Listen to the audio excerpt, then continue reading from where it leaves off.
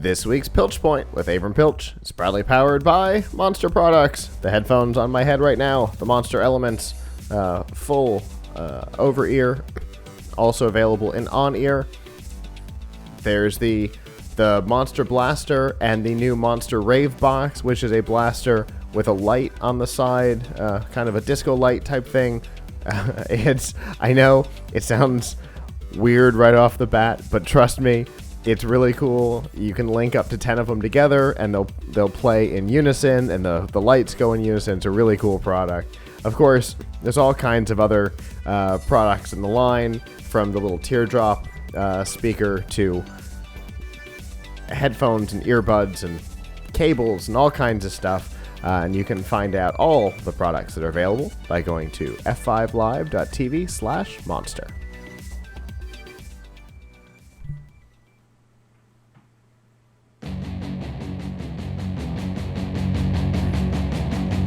And that music means that it is time for the Piltch Point with online editorial director of Laptop Magazine and Tom's Guide, Avram Piltch. Avram. I'm here. You are. I see you. Aha.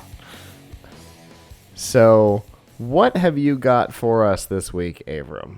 So, every year, this is something everyone who owns a computer, which if you're listening to or watching this, you probably do. Probably. Should have an interest in, which is tech support. Every year at laptopmag.com, where I am the online editorial director, we do a what we call a Tech Support Showdown. We take the top 10 laptop vendors, and we come up with 3 tech support questions for each of them, and we try to answer those questions as a user would, calling for phone support and using the website and using live chat and tweeting at their social media for support, and all those methods to see who gives you the best support. Now, this is for laptops, but I'm telling you, this is probably indicative of what you would get if you were calling for a desktop as well. So in the actual showdown, which you can check out at laptopmag.com, we found that, once again, Apple offers the best overall tech support, followed, surprisingly, because they have not gotten this high before, by Acer as the number one PC vendor. They did actually a great job of answering our questions. And then by Lenovo. And then falling toward the bottom of the list, you have MSI and Samsung, who did pretty poorly.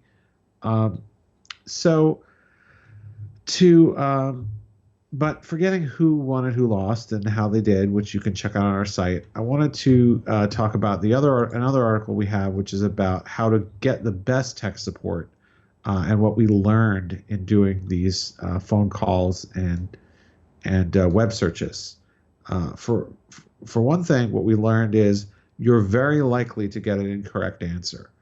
44% of the time when we made a phone call, we got either partially or completely incorrect information from the phone representative. That's actually for phone and live chat, for live any kind of live answers. For social media, it was something like 47%, and for being able to actually find the answer on their website, we couldn't find it or found wrong information over 50% of the time. So in other words, you've got about a 50-50 chance of getting your question answered, no matter how it is that you reach out to your vendor for help. Here are some things you could do to kind of mitigate the pain. One thing is, make sure that your computer is under warranty.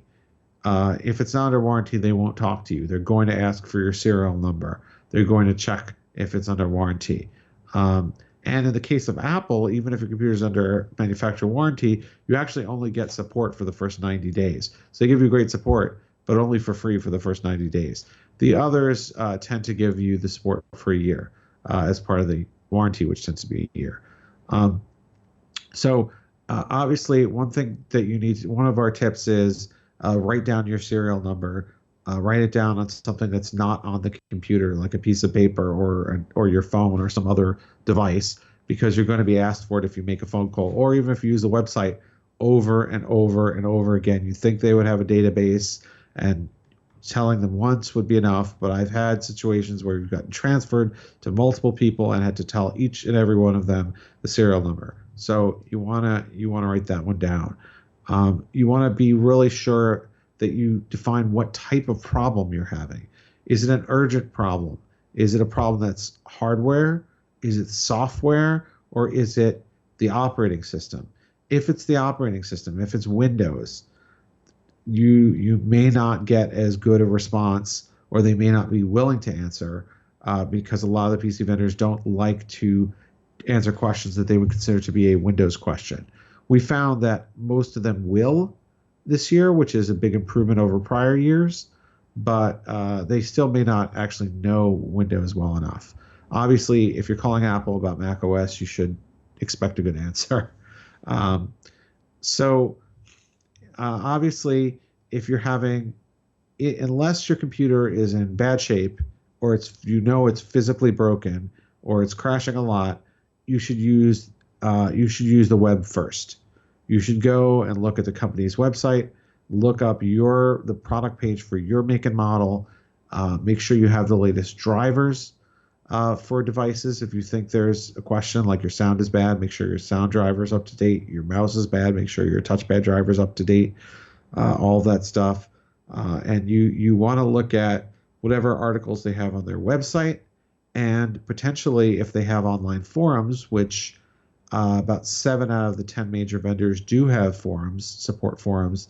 Look in there because someone else may have asked the same question. Finally, you want to make sure that you're critical of whatever answers you get if you talk to a support rep on the phone or online. If they tell you that your problem can't be solved, hang up and call again and see if you get somebody else. Because we've found that you could get the wrong answer from one person and get the right answer from the next person. In particular, this is particularly egregious when it came to questions about the capabilities of your laptop or the capabilities of your computer. We had companies tell us like, oh, this computer doesn't come with audio software, but all the Dells come with Dell WaveMax audio software. Or we've had them tell us, you can't. I had another company, Lenovo, tell me that the Yoga 910 I was testing can't charge devices when it's powered off. Actually, that feature is enabled by default. So, a lot of companies don't know their own product. They don't know what software is installed. They don't know what it can and can't do. And sometimes, I don't think it's malicious. I just think it's out of ignorance. They will tell you that what you're trying to do cannot be done. And it may be something that's specific to the computer, like this USB port, this doesn't have a USB port that can charge when it does. Or it could be something that's an overall Windows question, like, a couple of people that told us there's no way to stop Windows 10 from asking for a password prompt when you wake it from sleep.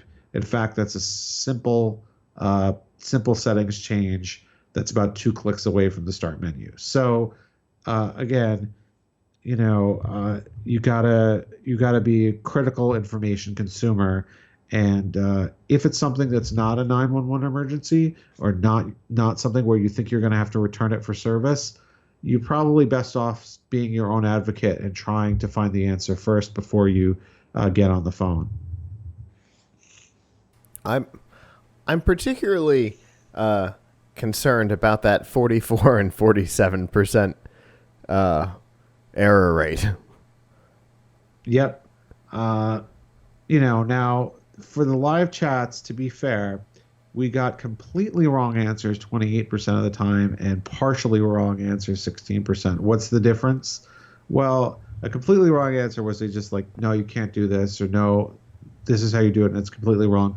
Other times they would sort of say, well, you can they give you information that was sort of helpful or partially answer the question, like, well, you can you can adjust the volume on your computer using this, but you can't do it with that. Or, Okay. the solution to your computer going to sleep and asking you for a password is to shut off all password prompts.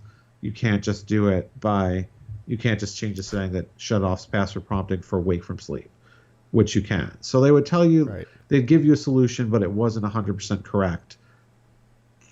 But I think the thing you should watch out for the most, and I didn't say this yet, is when they want to make a major change to your computer. That you want to be, if this is not a 911 emergency, you should be critical of things that don't sound like you need them.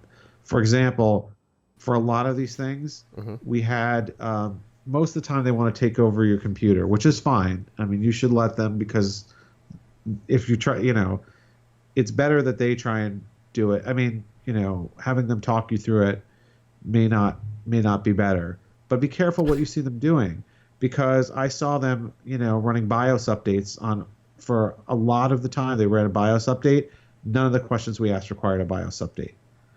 Other times we had someone ask the password question, like how do you disable password when awake from sleep, and someone from Microsoft took one of our staff members on a 45-minute odyssey of enabling BitLocker encryption and all kinds of other features and drivers on the Surface Book that were completely unnecessary and unrelated to this problem. Huh. So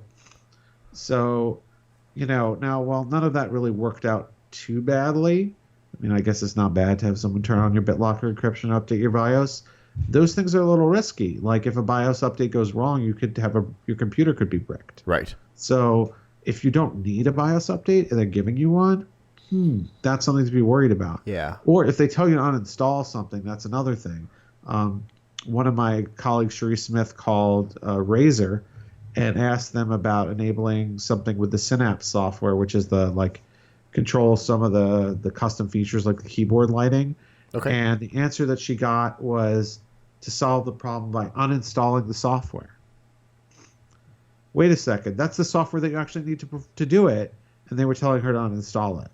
So, in other words, be especially careful when they want to make a major change, like uninstalling a piece of software or updating your BIOS. Yeah, because those are the two things that have the greatest potential of ending your computer. I mean, if they uninstall a custom piece of software like Razer Synapse, the biggest thing you're going to lose is probably the ability to light up your keyboard. Then you could always download it again if you found out what you're doing. But the BIOS one, while usually a good idea to update your BIOS, it can be a risk. Yeah. And why, if you suddenly lose power in the middle of that it could be the end of your computer. Right. It is definitely a risky prospect. I mean, usually I think the rule of thumb with the BIOS update is first do no harm, right? Right. So you can read more about this if you go to laptopmag.com. You can see our tech support tips. You can see our tech support showdown. And you can see our news article about all the questions with more examples of all the things companies got wrong. And we also have lists of all the phone numbers and support hours and support forums and websites for you. So they're all in one place so you can find your vendor. Wonderful. That would have been a terrific piece of information when I worked in retail. And FYI, it's not, you might think that, I can just Google these numbers. And in a lot of cases you can, but you would be surprised how hard a lot of companies make it to find the support number on their website. Mm-hmm. They don't want you to call. Right. You have to actually fill in all kinds of data to just even see a phone number on most of them. It's not available unless you register, log in, and answer 20 questions. Yeah, it's pretty insane. I used to keep a personal list in my phone of support numbers for certain companies. So because after you go through it once, you're like, all right, I'm going to save that number so I don't have to do that nonsense again.